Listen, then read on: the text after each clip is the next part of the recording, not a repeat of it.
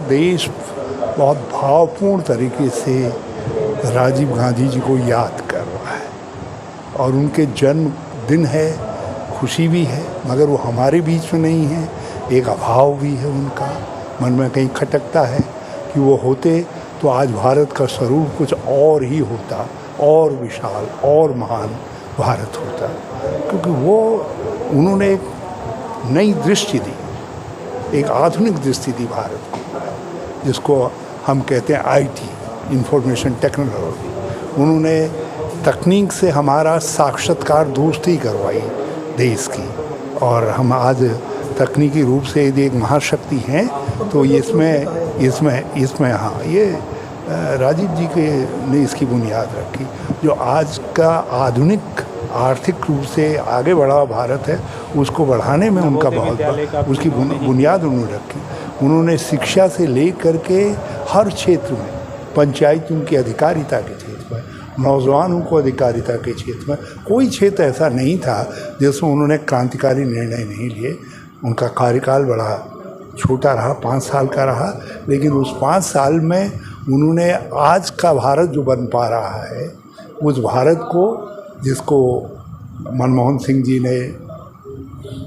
नरसिम्हा राव जी ने, सब ने आगे बढ़ाने का काम किया, आज की सरकार भी आगे बढ़ा रही है, वो सबका स्वरूप तय करने का काम, उसको एक मॉडर्न आउटलुक देने का काम, एक तकनीकी आउटलुक देने का काम राजीव गांधी जी ने किया। इंडो नेपाल समरसता मिशन और अंतर्राष्ट्रीय समरसता मंच द्वारा ये भव्य कार्यक्रम सुप्रीम कोर्ट के ऑडिटोरियम में आयोजित किया जा रहा है। ये भारत नेपाल को इंडो नेपाल समरसता मिशन को, जो इंडो नेपाल समरसता मंच है, अंतर्राष्ट्रीय समरसता मंच है,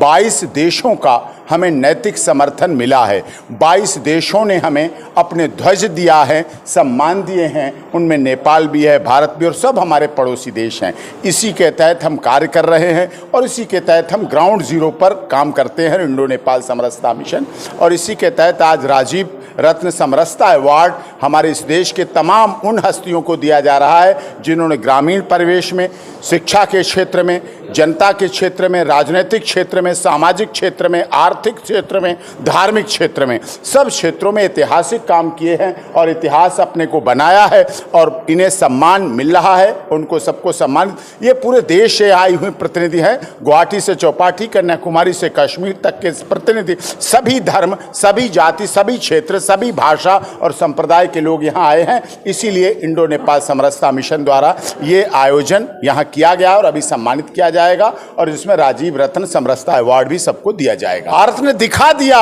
स्वीकार करके दिखा दिया कि आप कहते रहिए दुश्मन देश की बेटी, लेकिन भारत बेटियों में फर्क नहीं करता है, भारत बहनों में फर्क नहीं करता है, भारत दुश्मन को दुश्मन राजनीतिक तौर पर मानता है। अगर नागरिकों में प्यार है, अगर दो देशों के नागरिकों में प्यार है, आपस में रिश्ते हैं, नाते हैं, तो नेपाल से भी हमारे रिश्ते बने हैं, नेपाल से भी हमारा रिश्ता बना है। और क्योंकि वो काठमांडू में शादी करके, सनातन धर्म ग्रहण करके काठमांडू से भारत आई है, इसलिए हमें वो बहन बेटी बहुत स्वीकार है, बहुत सम्मान है और उसका आन मान शान भारत की आन मान शान है। बेटी बचाओ बेटी पढ़ाओ, वसुधैव कुटुंबकम, सर्वे भवन्तु सुखिनः, सर्वे सन्तु निरामया, one earth, one family, one future. हम कहते नहीं, हम बोलते नहीं, हम लिखते नहीं, हम प्रचार नहीं करते, हम करके दिखा देते हैं और वो करके हमने दिखा दिया। आज हम सद्भावना दिवस, जो भारत रत्न पूर्व प्रधानमंत्री राजीव गांधी जी के जन्म दिवस पर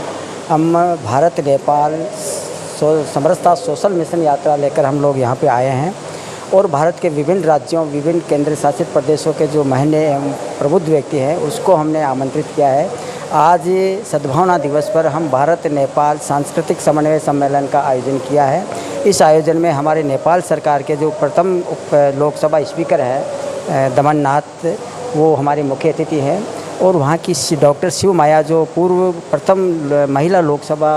उपाध्यक्ष है, कानून मंत्री है, वो अध्यक्षता कर रही है। हमारे भारत सरकार के जो पूर्व मंत्री हैं मणिशंकर अय्यर साहब, वो इस सम्मेलन में अभी हमको उद्बोधन कर रहे हैं और उत्तराखंड के जो पूर्व सीएम हैं हरीश रावत साहब, वो भी हमको संबोधित कर रहे हैं। आज का जो हमारा सम्मेलन है वो ये है कि भारत की शक्ति, भारत की प्रतिष्ठा, भारत का पंचशील सिद्धांत को हम पूरे विश्व में कैसे बढ़ाया जाए।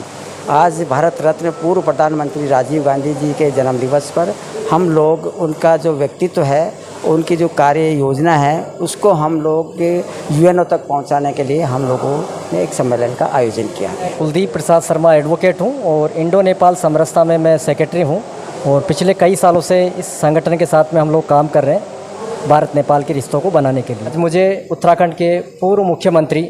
हरीश रावत जी, मणिशंकर अय्यर जी, पूर्व केंद्रीय मंत्री भारत सरकार द्वारा कांग्रेस में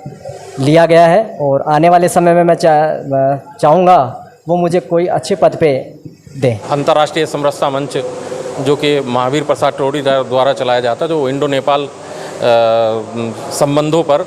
बहुआयामी संबंधों पर कार्य करते हैं, आज उनके द्वारा ये प्रोग्राम रखा हुआ है जिसमें हम आए हुए हैं और इनको 22 राष्ट्रीयों का नैतिक समर्थन प्राप्त है। हम उनकी बहुत बहुत धन्यवाद देते हैं जो उन्होंने हमें यहाँ पर आज इस समरसता मंच पर बुलाकर सम्मानित करने का जो काम किया है हमारी मानवता सेवा को देखते हुए, तो हम उनका बहुत बहुत धन्यवाद करते हैं और उनके उज्जवल भविष्य के लिए समरसता मंच के लिए कामना करते हैं। दिल्ली अध्यक्ष हूँ समरसता मिशन का